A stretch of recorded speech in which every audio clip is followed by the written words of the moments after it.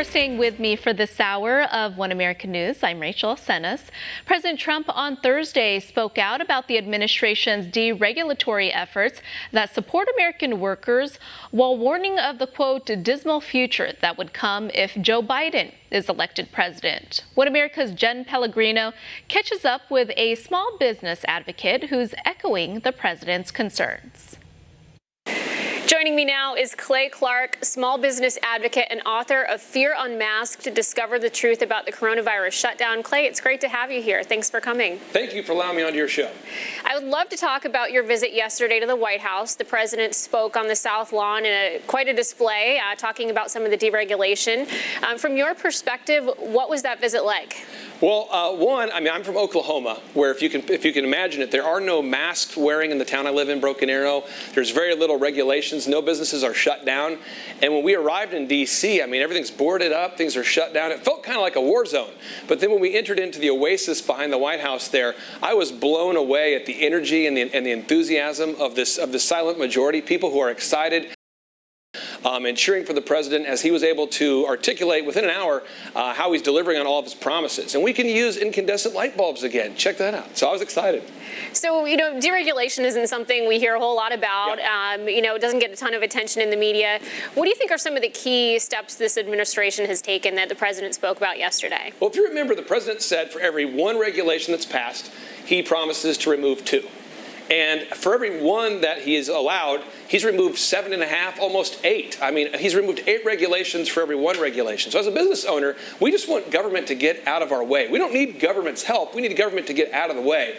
And I just could not be more ecstatic about the president actually delivering on what he promises versus sleepy Joe Biden. Because Joe Biden, he wants to completely defund the police and then just absolutely kill businesses by overwhelming us with regulation after regulation. I would say Joe Biden now represents the Communist Party. So looking at the election, it's just under 4 months away. What do you think are some of the specific deregulations that the president has taken that are really key that Americans need to pay attention to? Well, one, when you own your own property, you would think you own your own property.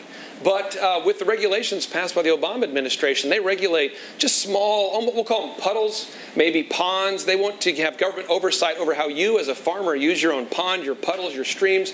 And the president has now made it where people who own their own property can actually own their own property. They don't have to deal with the federal government when living on their own land. So also the federal government under the Biden administration, they want to have federal oversight into the suburbs. So if you live in the suburbs in a peaceful neighborhood with a group of people who've chosen to live there for whatever reason, Joe Biden wants the federal government now to get involved and to tell you who can live where, who can live here, and then he wants to bring low-income housing right into the smack middle of suburbia. So Joe Biden versus President Trump could not be more contrasted. You have the Communist Party, Joe Biden, versus the Liberty, the Conservative Party, President Trump. Clay, from your perspective, the president said yesterday that America would suffer with Joe Biden as president. What do you see as some of the things that are very concerning, the regulations that Joe Biden would impose? Well, I have this little theory that if businesses are closed, they probably won't be open. And Joe Biden has indicated that he wants to require masks coast to coast, that he wants to regulate every aspect of your life. But if we have a guy like Joe Biden in charge, America is going to quickly become a communist country. We're not going to recognize it. It's going to become a socialist cesspool. We have to vote for President Trump because he's actually a person who understands how business works, how the economy works.